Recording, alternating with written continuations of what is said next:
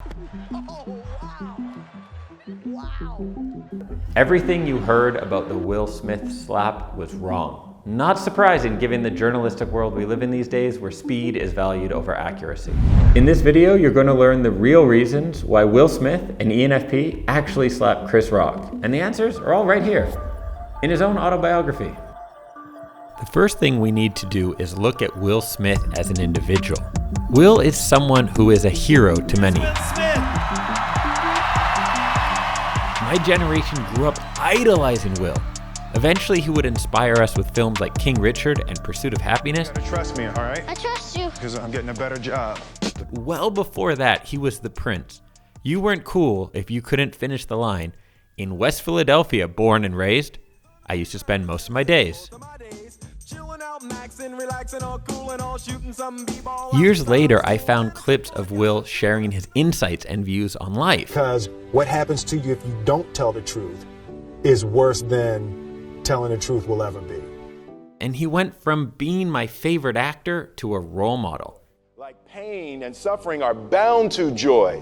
The being able to survive something is actually a big part of being able to find that next wave of joy. You appreciate smaller things. Now, before I mention that Will Smith is an ENFP, and there's this stereotype of an ENFP personality being someone who bounces around and changes direction all the time. So you might ask, how is it possible that Will Smith is both an ENFP and such a focused, consistent, disciplined performer? To understand this, we need to look at his incredibly unique childhood and the impact of parenting and values on character. Will both idolized and feared his father. His father was dedicated. His father taught his children discipline and work ethic. His father was also abusive and turned Will into a conflict-avoidant coward and a people pleaser.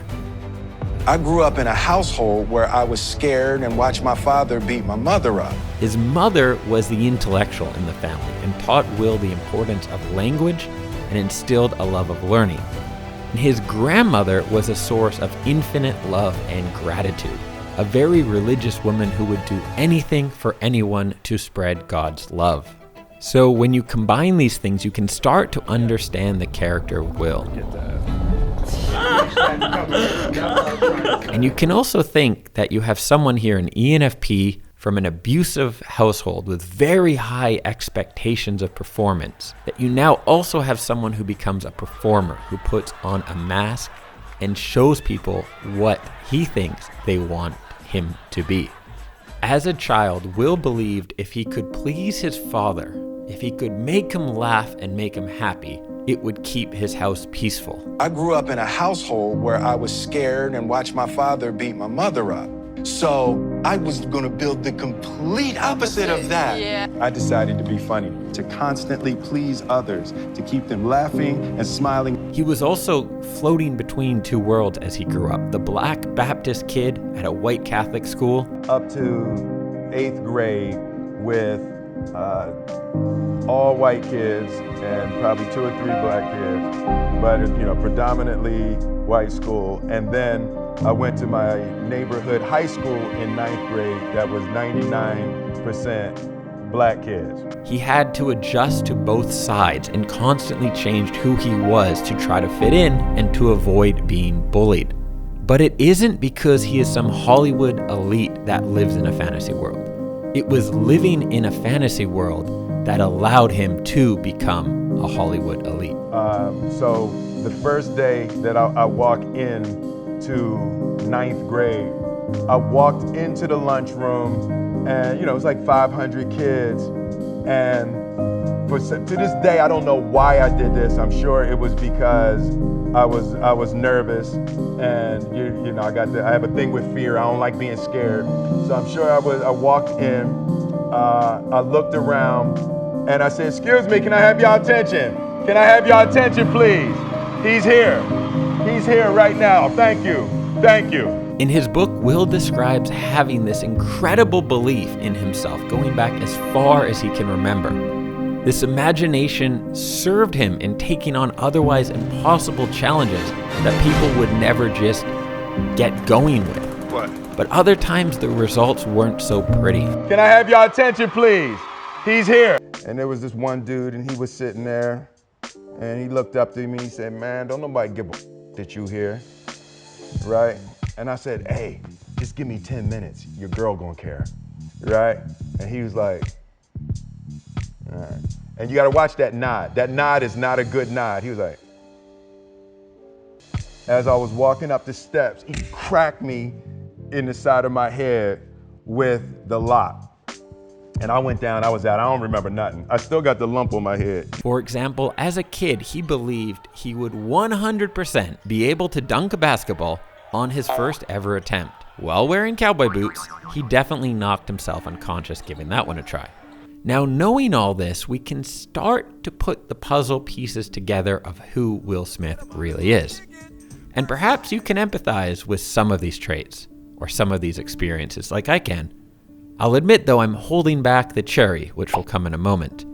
Let's not forget that Will and Jada's relationship has been stressful and under scrutiny for years. Most people would have walked away, but Will's obsessive persistence led him to fight for his marriage. We ride together, We die together. Bad marriage for life. And not only working, but trying to create something that is truly remarkable. Not wanting to settle because he has this idealist imagination where everything can be incredible.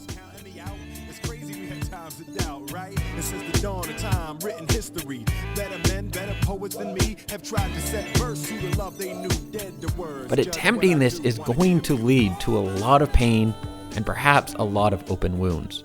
It had been so long since I felt good. We decided that we were going to separate for a period of time. So you can't just use me for social media and not, don't just start rolling. I'm standing in my house. Don't just start rolling. Our family was winning. You're so concerned about creating this picture that you have in your mind, but you can't even see the blessing that is standing right there in front of you. And let's be honest, at the time of the Academy Awards, we don't know where they were as a couple. We don't know exactly what was going on there. We don't know the stress or things that could have been building up. And now we're at the joke. Jada, I love you. G.I. Jane 2, can't wait to see it. All right? At this point, I'm sure you've heard that Jada has a medical condition that leads to her hair loss. It was terrifying when it first started. I was in the shower one day and then just handfuls of hair just in my hands. And I was just like, oh my God, am I going bald? It was one of those times in my life where I was literally shaking with fear. Some people dismiss it as not a big deal, while others, myself included, realize how sensitive this could be for a woman, even though she speaks publicly about it. People say, well, she's already talked about it, it's out there, therefore she's okay with it. Well, I can tell you, speaking about something publicly does not necessarily mean that you're comfortable with it, or even okay, or that the wound is not fresh. It just means you're speaking about it publicly for any number of reasons, putting on a tough face and trying to get through it. G.I. Jane 2, can't wait to see it. All right? And then there's this commentary that Will was laughing at the joke. And then Jada looked mad, looked at Will, and Will decided it was time to act if he wanted a happy household. I don't believe this at all. I think it's a simplified conclusion without putting much thought into it. First and foremost, we're dealing with camera cuts that don't show us the whole thing. My hunch is that being at an award show where you are going to be the butt of jokes, while also being a sensitive person, an ENFP, a feeler, means that you need to start laughing before the joke is even told. Because otherwise you're going to unconsciously react, and that could be some frown or angry face. And so you start nervously laughing whenever you know they're going to be talking about you, making jokes about you, and you're going to be on camera. I think it's very important to note that Will was maybe in this unconscious state there, just kind of going along with it. Because that's what you do, right? You put on a mask. And Will is someone who's already said in his own book, I have worn a mask my whole life. I have created a persona. And this is where it all comes together. The cherry on top, what you absolutely have to understand. In his book, multiple times, Will describes his greatest insecurity as being a coward. I was a coward. Everything that I'd done has been driven by sort of an unspoken series of apologies to my mother for my inaction. He tells a painful story about watching his dad, the man he both idolized and feared, punch his mom in the side of the head.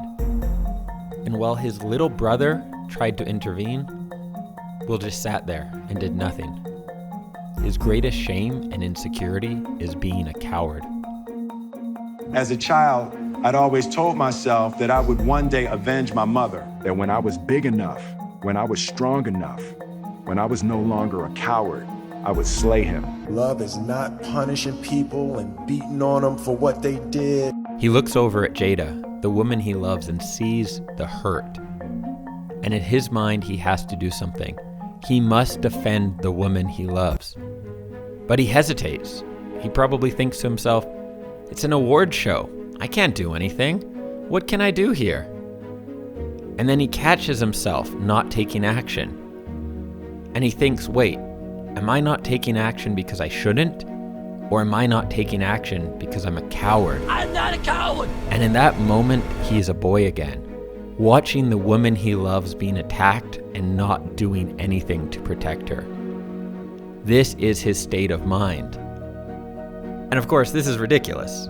Chris Rock is half his size, and hitting people at an award show has not been acceptable since the end of the 90s hip-hop era. It was obviously not the right thing to do, but because it tapped into something so raw and so painful for him, something that he has not been able to deal with, that is why he wasn't thinking as a normal person would. Combining this with his fantasy world way of thinking and living, it should be no surprise that he probably thought he was doing the right move. When he turned around with that swagger, he probably expected a standing ovation as he left the stage, thinking to himself, finally, I'm standing up for the woman I love. I'm doing something. Wow, dude. Yes. It was a G.I. Jane jump. Keep my wife's name out your fucking mouth. So perhaps now we have a bit better picture of what was going on with Will Smith when this happened. But does this make it all right? Is this all a bunch of excuses? Well, no. Things going on in our head, things that happened to us as a child, are not an excuse for actions we take as an adult. Do we really want to create a society where a single mistake destroys someone's career? And after slapping Chris Rock during the Oscars, actor Will Smith has been banned from attending any Academy events for the next decade. Here we have an actor and musician who has dedicated their life to giving, who has created spectacular films and been a source of inspiration for millions of people. I, for one, do not want to live in a society where a single mistake or outspoken comment can not only destroy a career, but deprive society, you and I, of some of the greatest artists and minds that we have. Because let's be honest, usually the greatest minds are those that speak freely, that act impulsively, that sometimes are a little bit crazy, we can admit. But that's also what allows them to be so genius. That impulsivity, that craziness, that fantasy world they live in is the same thing that allows them to share their gifts with us. And if we start crossing off everyone who thinks a little bit different, who acts a little impulsively, who lives in their own fantasy world, we're gonna live in a pretty boring place very soon. The main thing is we can finally move on and stop talking about the slap. All right, it's done now. The punishment's doled out. The man made a mistake. We move on. Let's move on.